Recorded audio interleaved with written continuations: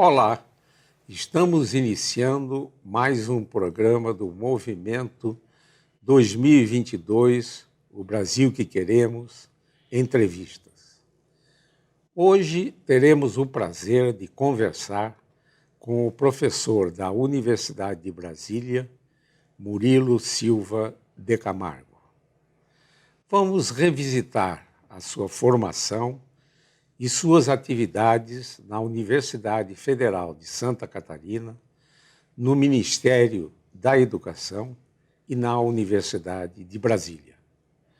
Vamos conhecer suas atividades no Núcleo de Estudos do Futuro da Universidade de Brasília e discutir sobre o estado atual da educação no Brasil e a importância da educação no desenvolvimento social e econômico do país. O professor Murilo Silva de Camargo é bacharel em matemática pela Universidade de Brasília e mestre em engenharia de produção pela Universidade Federal de Santa Catarina e doutor em engenharia elétrica por esta mesma universidade.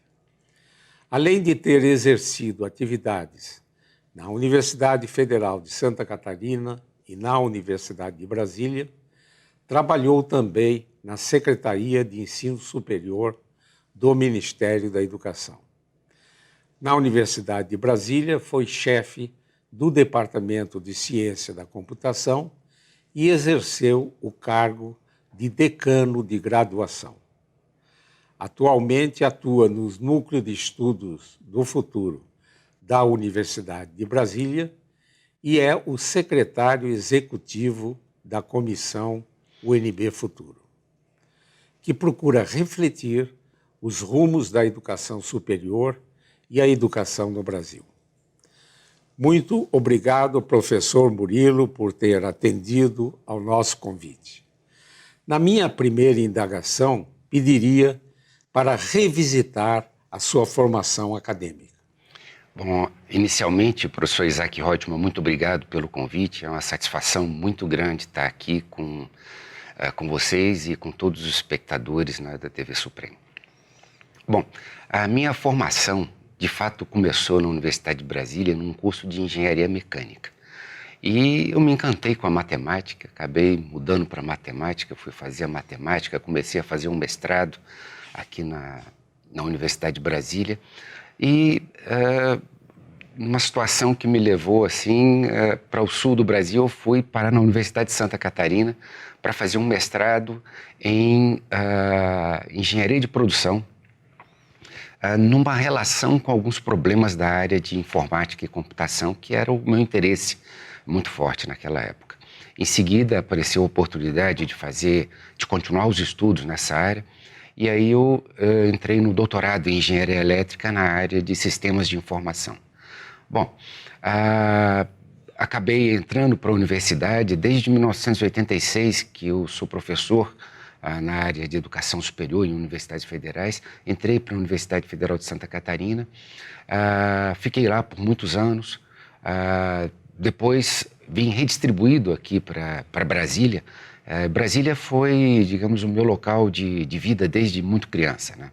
Mudei para Brasília em 1961, muito criança, passei toda a infância e adolescência aqui.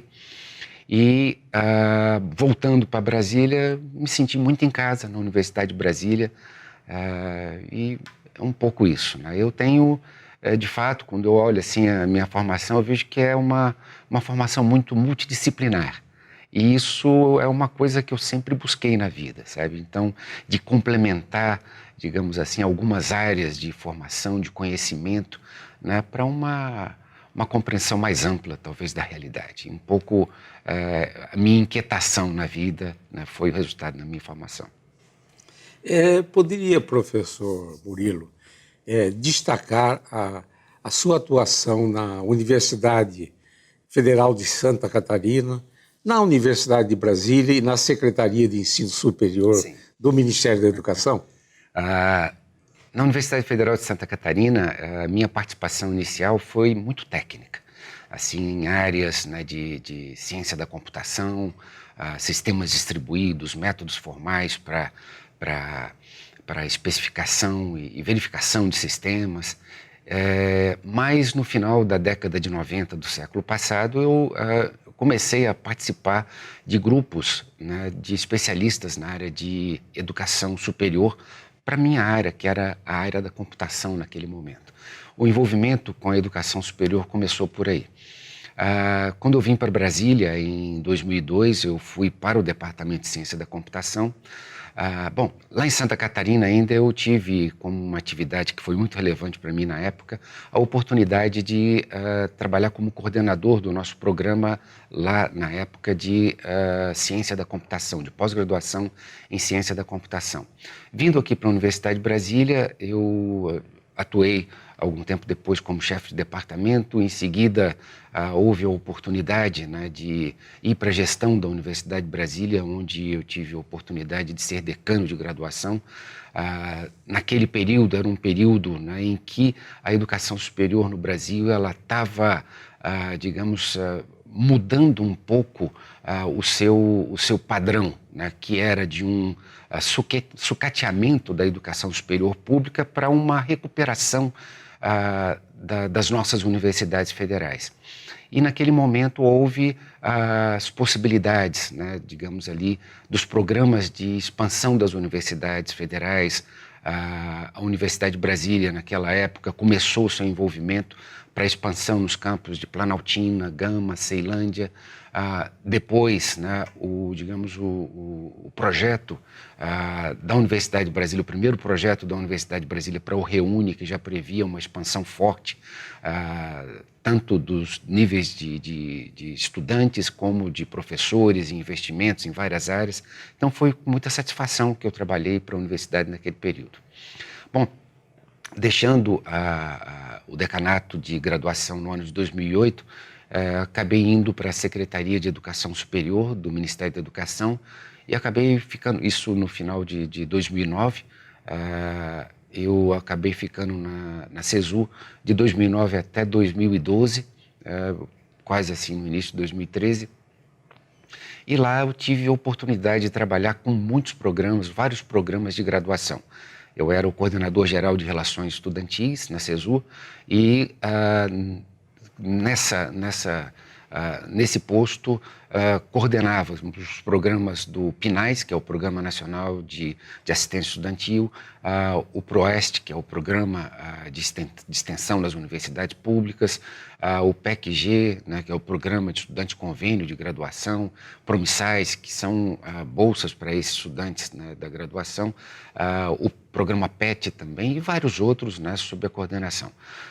Foi um momento muito interessante porque naquele período se fez incrementos muito fortes, né, na educação superior pública.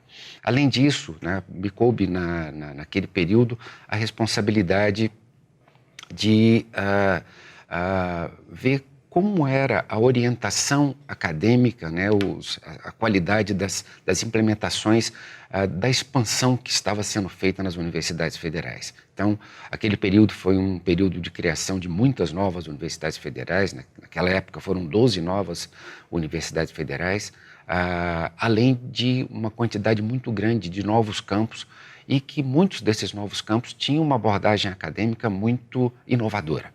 Então, acompanhar essa inovação também foi, digamos, uma tarefa muito prazerosa na Universidade Brasileira. Hoje, se a gente olha assim um pouco para trás, a gente vê que ficaram marcas profundas, digamos, desse período de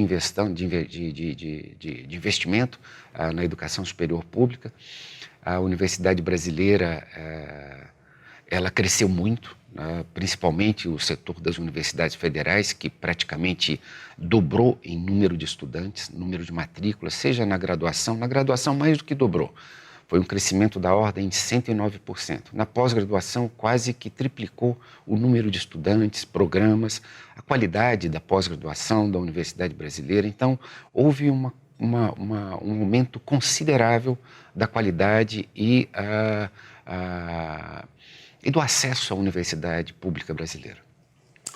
Professor Murilo, em 2013, publicou um trabalho na revista Princípios, intitulado Universidade Pública Brasileira e Desenvolvimento Nacional. Poderia destacar os principais pontos desse trabalho? Sim.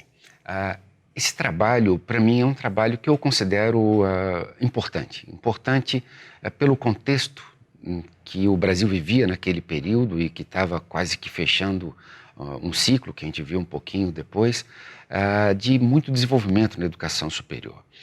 Houve uma quantidade considerável de debates com pessoas de qualificações assim enormes, né, na educação superior brasileira.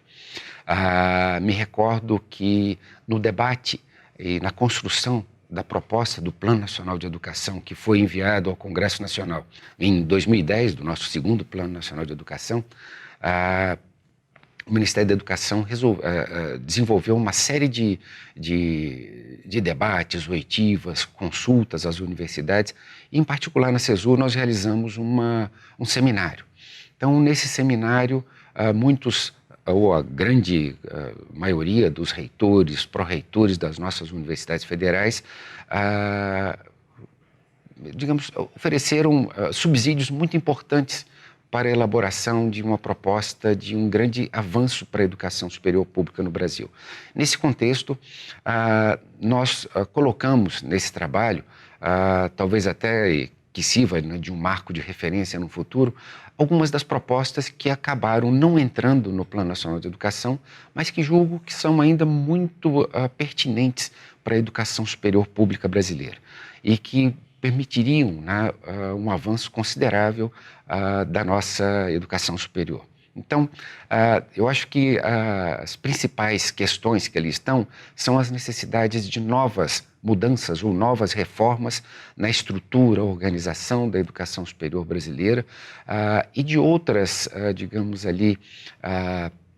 importantes medidas para melhorar a inclusão na educação superior, a melhoria da permanência, através de programas de atenção à vida estudantil, né, estudantes, né, que entram na universidade, eles têm que, têm que ter o direito de continuar desenvolvendo seus estudos, né, resolvidas as situações de diferenças financeiras, e para ter o sucesso acadêmico. Então, eu acho que foram essas as principais, os principais, resultados, né, de apresentar muito do que foi debatido, do que foi colocado e que acabou não ficando nos documentos oficiais e que julgo são de importância muito, muito forte, muito alta para a educação superior brasileira. Nós vamos fazer um rápido intervalo e voltaremos já com essa interessante conversa com o professor Murilo Silva de Camargo.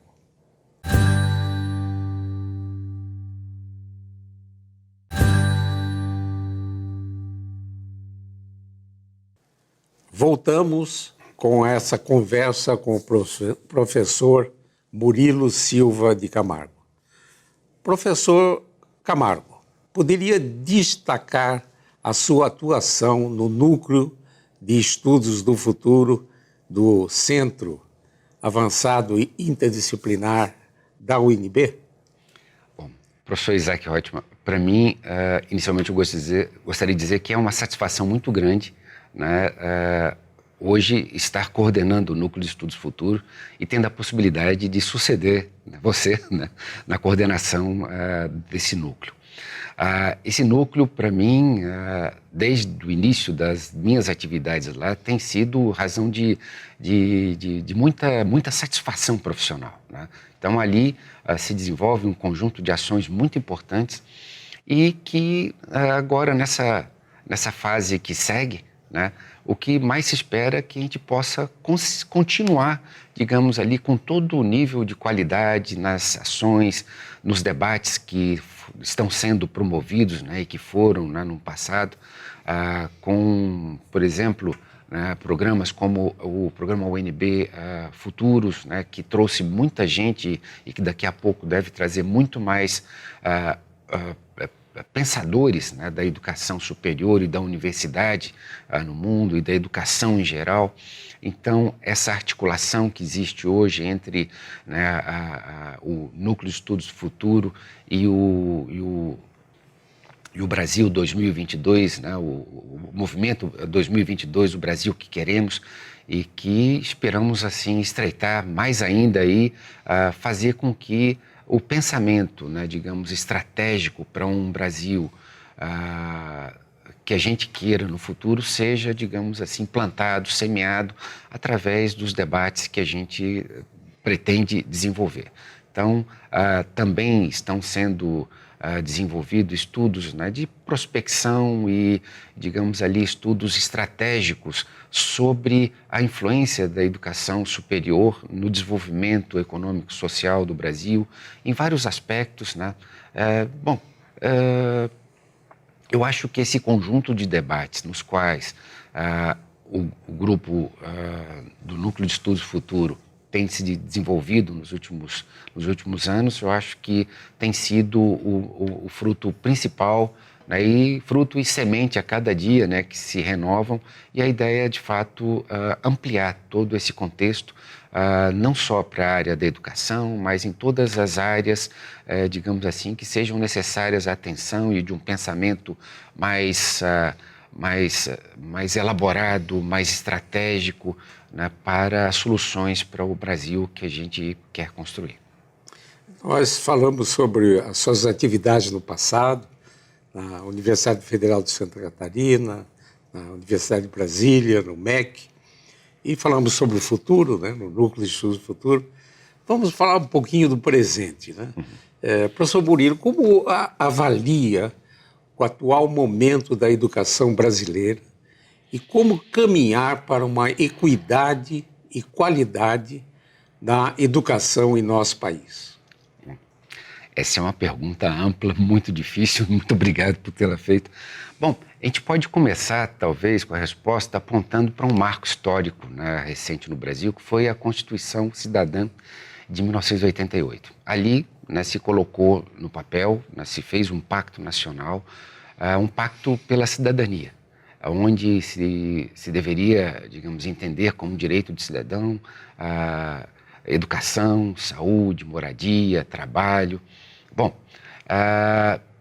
hoje a gente olha, vê a Constituição e vê ainda que não alcançamos aquilo. Muito, né, não está perto de chegar lá ainda, principalmente em áreas como saúde, educação, mas já se desenvolveu muito. Houve um avanço considerável na educação básica brasileira, principalmente no ensino fundamental, nessas duas últimas décadas. A gente tem hoje um sistema de educação fundamental praticamente universalizado. É necessário avançar no ensino médio, né?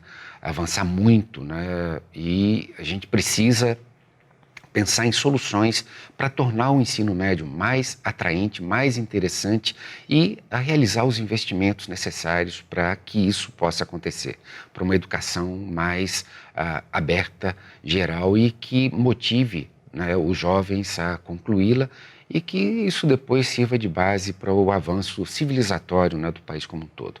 Na educação superior, a gente teve avanços significativos, como a gente falamos, o Brasil, através das universidades federais, mais do que dobrou o número de matrículas em poucos anos.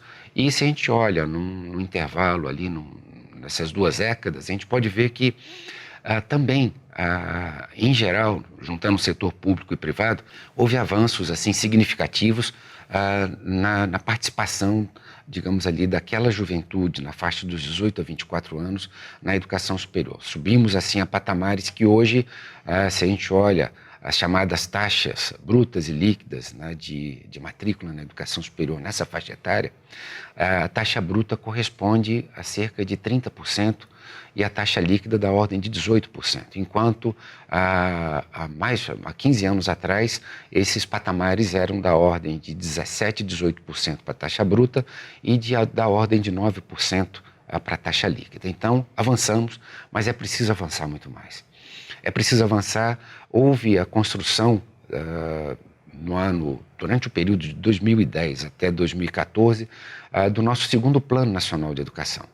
Esse Plano Nacional de Educação, ele teve a participação da sociedade inteira, ele ficou sendo debatido no Congresso Nacional por cerca de 4 anos, e nos 4 anos que ele ficou lá, a gente pode dizer, olhando para o documento inicial que foi enviado pelo governo, que ele foi um documento que, quando foi sancionado pela presidente na época, a presidenta Dilma, ele foi um avanço muito grande, considerado como o documento que foi para o Congresso Nacional. Entre os avanços, ali estava presente, por exemplo, a elevação das taxas de financiamento para a educação, para se alcançar no final de 10 anos, ou seja, no ano 2024, porque o plano entrou em vigor em 2014, recurso de financiamento da educação equivalente a 10% do PIB. Hoje, infelizmente, nós não temos, né, não vislumbramos de fato que isso possa acontecer. Recentemente houve a aprovação pelo Congresso Nacional, aliás, por esse mesmo Congresso que, de forma unânime, aprovou o Plano Nacional de Educação, também foi capaz de votar, 2 anos depois, uma emenda constitucional que limita drasticamente a ampliação de recursos públicos para áreas, no caso ali da educação, por exemplo. Então, muitas das metas, ou a grande parte das metas previstas no Plano Nacional de Educação, são metas que entende-se hoje, né, que esse pensamento acho que permeia muito dos estudiosos da educação no Brasil, que não tem como mais ser alcançado se continuar a vigência dessa emenda constitucional 95. A gente já esbarra hoje em problemas graves. Hoje a gente está vendo a universidade pública brasileira, principalmente as universidades federais, em crise, né, sob um ataque de estrangulamento financeiro, orçamentário para sua manutenção. E isso coloca, digamos ali, em perigo muitos dos avanços que foram realizados recentemente. Então, o Brasil, ele tem uma universidade pública hoje muito mais democrática, muito mais acessível à população brasileira, em função de várias leis que foram aprovadas, inclusive a lei de cotas, né? Mas hoje ela está sendo estrangulada e passa por muitas dificuldades, não só a universidade pública, mas toda a área de ciência e tecnologia também, que vem vendo os seus, níveis orçamentários anuais reduzidos, né, a cada ano, e passando por problemas muito graves. Então, vejo que o horizonte hoje é de debater mais a educação, é de, apontar para soluções dos problemas brasileiros, além do que, né, esse momento é muito crítico e é um momento menos, dos momentos mais perigosos para fazer corte na educação como esse. Porque, segundo demógrafos, o Brasil não cresce mais, assim, em termos populacionais, como crescia antes. Antes, né, se falava numa pirâmide populacional, onde a base da pirâmide é uma grande faixa ali de crianças. E essa pirâmide não é mais uma pirâmide, ela tem uma forma mais abaulada, porque não há mais a mesma taxa de natalidade que tínhamos antes.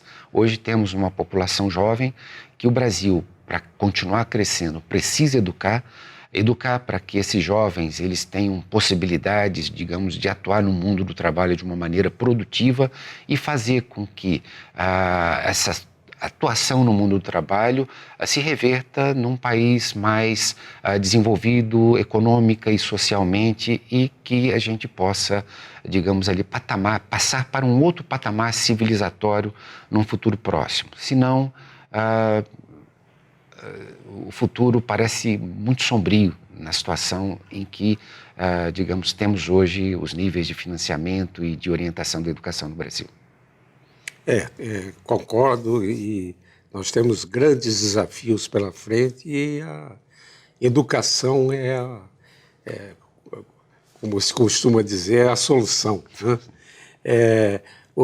O movimento 2022, o Brasil que Queremos, tem como objetivo mobilizar a juventude para ter um protagonismo importante, para termos um Brasil melhor e justo. Nesse final do programa, poderia enviar uma mensagem aos jovens que nos assistem? Bom, antes um pouquinho de ver a mensagem, eu gostaria de falar de uma outra atuação que o Núcleo de Estudos do Futuro está tendo, que é justamente com a educação básica.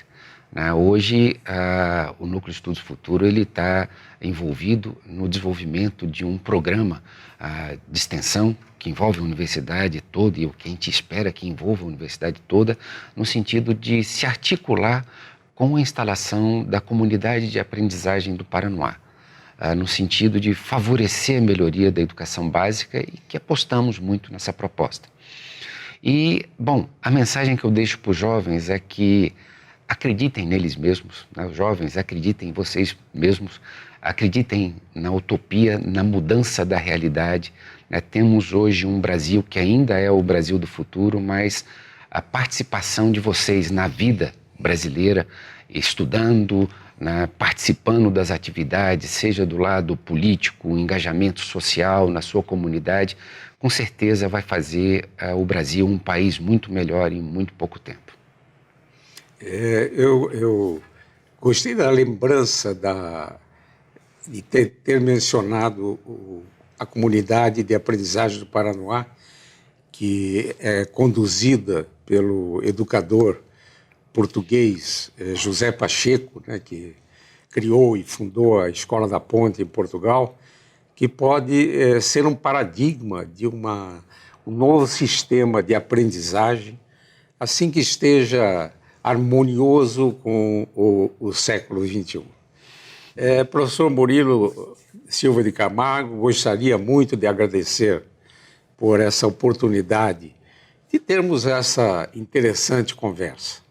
Essa entrevista e outros programas do Movimento 2022, o Brasil que Queremos, podem ser vistos no canal YouTube da TV Supre. Nós vamos ficando por aqui e nos encontraremos em uma próxima oportunidade. Até lá!